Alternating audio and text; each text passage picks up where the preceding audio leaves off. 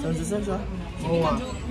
Kasi magreklamo inyong parents ba? Ano? Napunga naman po. Napumanin na sa butan. Ano? Butan mo siya, Mr. Weh. Butan, Ano? Hugas o plato. butan o matulog. Okay.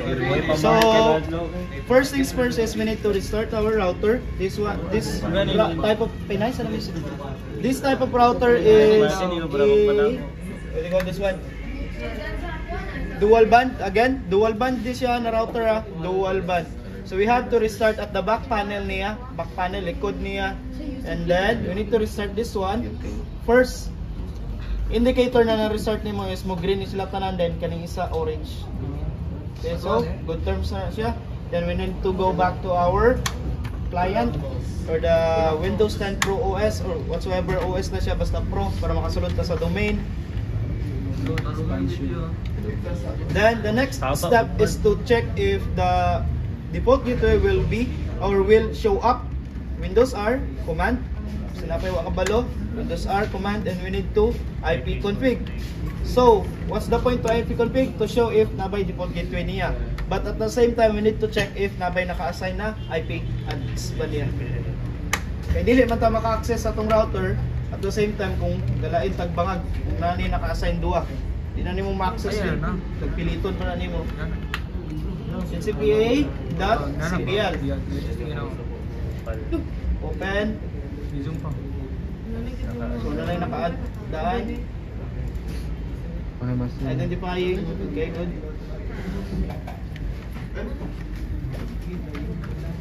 Okay, so nigawas na siya. Kaganina, wa siya nigawas kay ang result kani. Kani siya. Kani, mugawas. But pag abot sa gi-obtain nato ang server, which means na obtain is walay i-assign na IP address. Ang may tabo, mugawas na rin siya. Ha?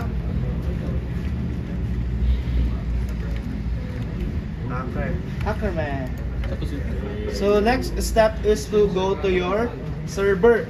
Sir, unsay sunod buhaton sir after sa mag-restart? We need to go, we need to first is we need to disable the router dynamic host configuration protocol. So nag-Y8 dari. Y8 day. So akong i-set is akong naandan na password. It's up to you. Kinaman siya specification na mo na yung sundon na code for synchronization niya sa password. Server serve.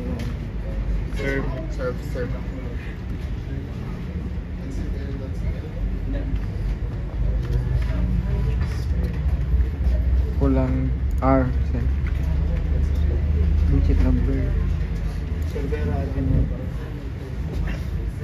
Time zone +8 Kuala Lumpur, Singapore. Skip lang na siya. Pwede na mo i-disable, pwede po ni-enable.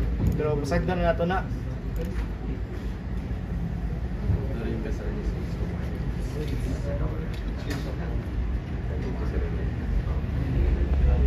Sa bago na setup ipagabot ka tundaan na TP-Link lahi ang setup ato.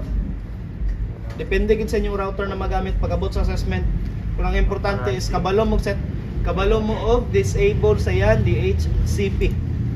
So, after that, we need to go to the advanced, this one, on the endpoint.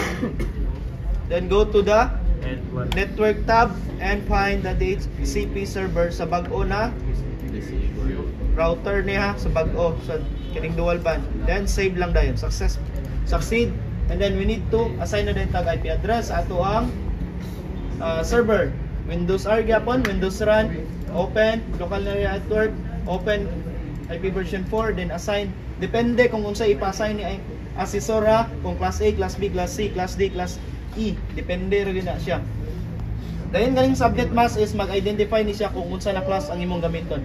Kung mag 1-1 ra ko diya, ang mugawas man ko dari guys is that, di ba kung last time may ko 15, then dari 15 gyapon, pagabot dari 15, pagabot dari 40.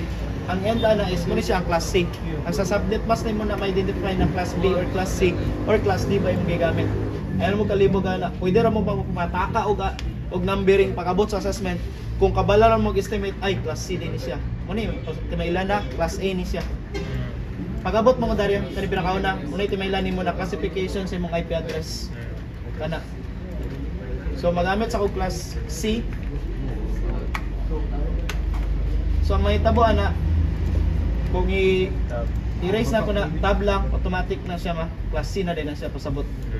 Ana ra di, lagi mo malibog ana. Dili ni 30 dali, isa ra ni.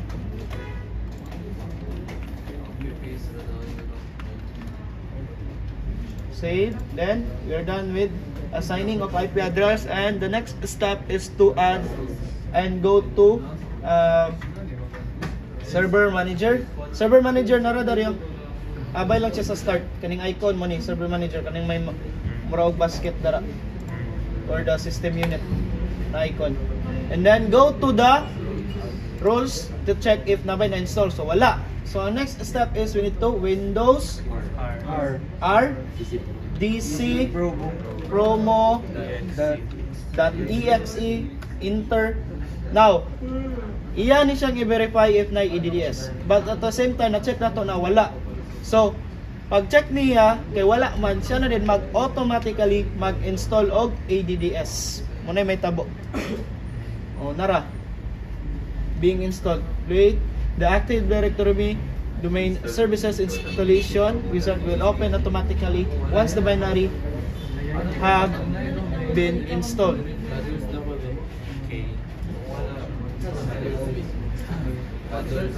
Adults.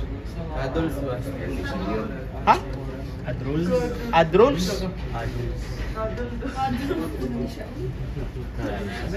So, sir, tuplokan man niya use advanced mode installation. Ayaw na paglisod-lisod. Next lang ka. Next. Then create the tagbago. Okay, magimo mo tagbago na domain. Then next. Then for example, let's say .edu, education mo na lang sa iyo. .com.ph. Yeah, try na to .com.ph. Kumbaga, kanina domain under ni siya sa Pilipinas setup.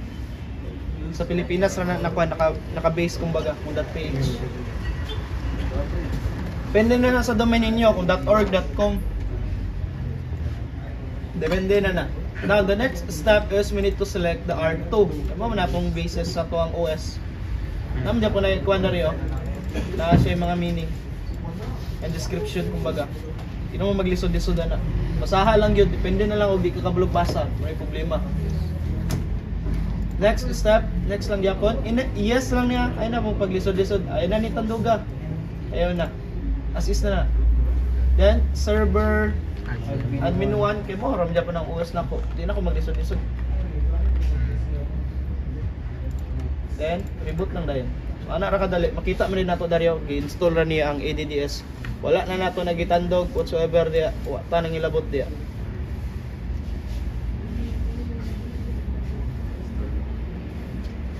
Kung i-post na ninyo kay tas pa ni na time.